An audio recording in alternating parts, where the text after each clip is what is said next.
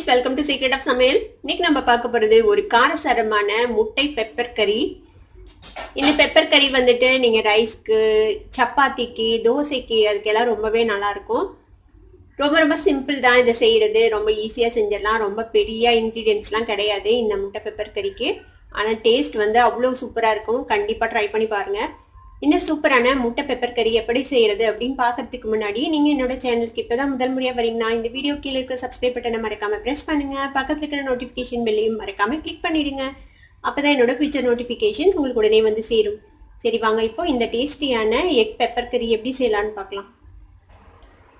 ஒரு பேன் அடுப்புல வச்சிருக்கேன். அதுல ஒரு 3 டீஸ்பூன் அளவுக்கு எண்ணெய் விட்டுருக்கேன். நான் வந்துட்டு ஒரு 4 முட்டையை இந்த மாதிரி பாயில் பண்ணி இந்த மாதிரி 2ஆ வெட்டி வச்சிருக்கேன். எண்ணெய் சூடானதும் அடுப்பு வந்துட்டு கம்மி பண்ணி வச்சுடுங்க. இப்போ இதுல கொஞ்சமா மஞ்சள் பொடி சேர்த்திக்கலாம். ஒரு 1/4 டீஸ்பூன் அளவுக்கு பெப்பர் பவுடர் சேர்த்திக்கோங்க. லேசா உப்பு சேர்த்திக்கலாம் இந்த முட்டைக்கு மட்டும். இதை லைட்டா இதுல பரட்டி விட்டுருங்க. இப்போ இதுல நம்ம வந்துட்டு முட்டையை லேசா ஃப்ரை பண்ணி எடுத்துக்க போறோம் கிரேவிக்குள்ள போடுறதுக்கு முன்னாடி. இப்போ இதுல இந்த முட்டையை வந்துட்டு தலைகீழா பிளேஸ் பண்ணிடுங்க.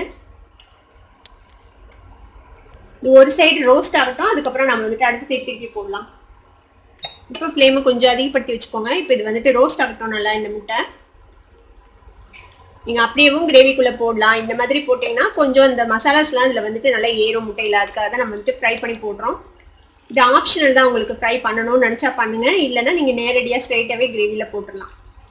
இது வந்து முட்டைக்கு ஒரு எக்ஸ்ட்ரா ஃபிளேவர் கொடுக்கும். பிளஸ் கிரேவிலையும் ஒரு ஃபிளேவர் கொஞ்சம் அதிகமா இருக்கும் இந்த மாதிரி நம்ம ஃப்ரை பண்ணி போடும்போது. இந்த மாதிரி அடுத்த சைடு டர்ன் பண்ணி விடுங்க. பாருங்க, இந்த ஒரு சைடு நல்லா ஃப்ரை ஆயிடுச்சு நம்மளோட எக்கு.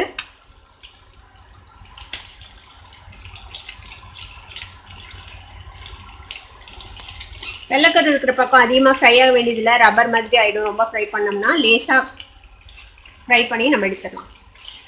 ஒரு 30 செகண்ட்ஸ் மட்டும் இந்த சைடு ஃப்ரை ஆகட்டும் போதும். இப்போ நம்ம இந்த எக்கை வந்துட்டு வெளியில எடுத்துடலாம். இப்போ அடுப்பு ஆஃப் பண்ணிடுறேன். நீங்க இது இப்படியே சாப்பிடலாம். ரொம்பவே டேஸ்டியா இருக்கும் இந்த மாதிரி முட்டை ஃப்ரை பண்ணி நம்ம சாப்பிட்டா.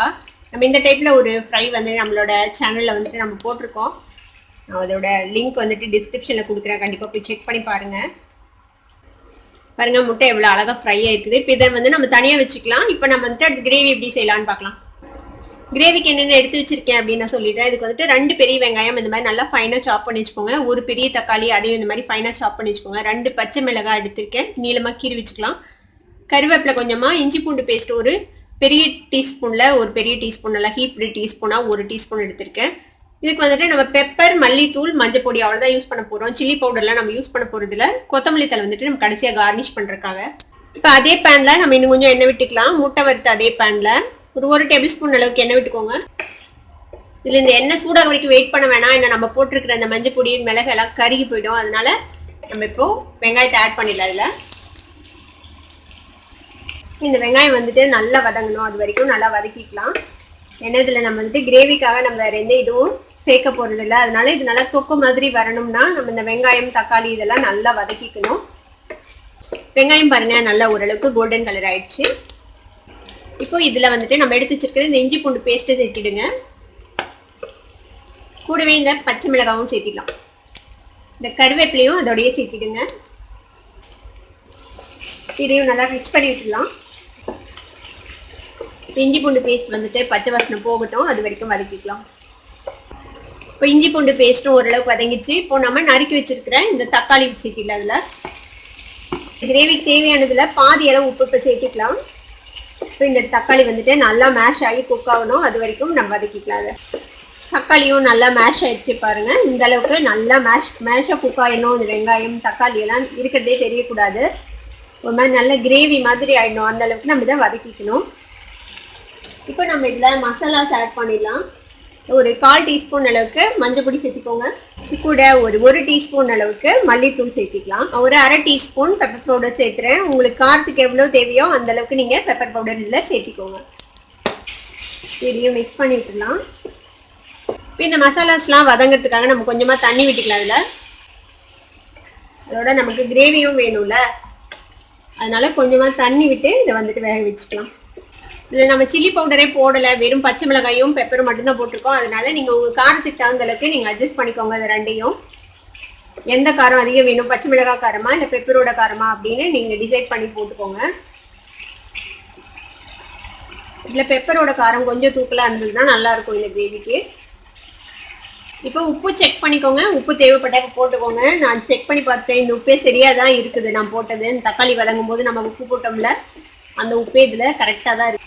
முட்டை ஃப்ரை பண்ணும்போது நம்ம கொஞ்சமா உப்பு போட்டிருக்கோம், அதனால அதுவே சரியா இருக்கும். அதனால நான் வந்து எக்ஸ்ட்ராவா ஆட் பண்ணல. இப்போ நீங்க செக் பண்ணிட்டு உங்களுக்கு தேவைப்பட்டுச்சுன்னா போட்டுக்கோங்க. பாருங்க மசாலா தூள் நல்லா வெந்துருச்சு, எண்ணெய் தெளிஞ்சிச்சு பாருங்க. பெருசு இல்லைன்னா இன்னும் கொஞ்சம் தண்ணி ஆட் பண்ணிக்கலாம். நம்ம முட்டை போட்டு ஒரு 2 நிமிஷம் குக் பண்ண போறோம், அதனால இன்னும் கொஞ்சமா தண்ணி ஆட் பண்ணிக்கலாம் இதுல. இப்போ இந்த கிரேவில நம்ம ஃப்ரை பண்ணி வச்சிருக்கிற இந்த முட்டையை வந்துட்டு இந்த பிளேஸ் பண்ணிடலாம். இப்படி திருப்பி போட்டுருங்க, அப்பனா அந்த மசாலாஸ்லாம் நல்லா இறங்கும் அந்த மஞ்சள் கருவிலையும் சேர்ந்து. இப்போ ஃப்ளேமை வந்துட்டு நம்ம கம்மி பண்ணி வச்சிடலாம், லோ ஃப்ளேம்ல வச்சிடலாம். இந்த முட்டை ஃப்ரை பண்ண அந்த மசாலாஸ் இருக்குல்ல கொஞ்சம், அதையும் இதுல வந்துட்டு போட்டுருங்க இந்த கிரேவில. இது ஒரு 2 நிமிஷம் வந்து கீழ் பகுதியில் இருக்கட்டும். அதுக்கப்புறம் நம்ம டர்ன் பண்ணி ஒரு 1 நிமிஷம் வச்சு நம்ம வந்துட்டு நம்மளோட கிரேவி ரெடி ஆகிடும், இறக்கிடலாம். இதை ஒரு 2 மினிட்ஸ் நம்ம மூடி வைப்போம். இப்போ ஒரு 2 நிமிஷம் ஆச்சு, நம்ம முட்டை போட்டு வச்சு ஓப்பன் பண்ணலாம். பாருங்க எவ்வளோ அழகா எண்ணெய் தெளிஞ்சு அழகா இருக்குல்ல பார்க்க.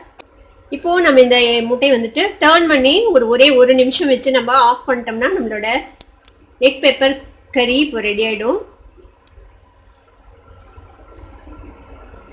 இப்போ திருப்பி ஒரே 1 நிமிஷம் நம்ம மூடி வச்சிடலாம். இப்போ நம்ம முட்டையை திருப்பி போட்டு ஒரு 1 நிமிஷம் ஆச்சு. இப்போ நம்ம ஓப்பன் பண்ணி பார்ப்போம்.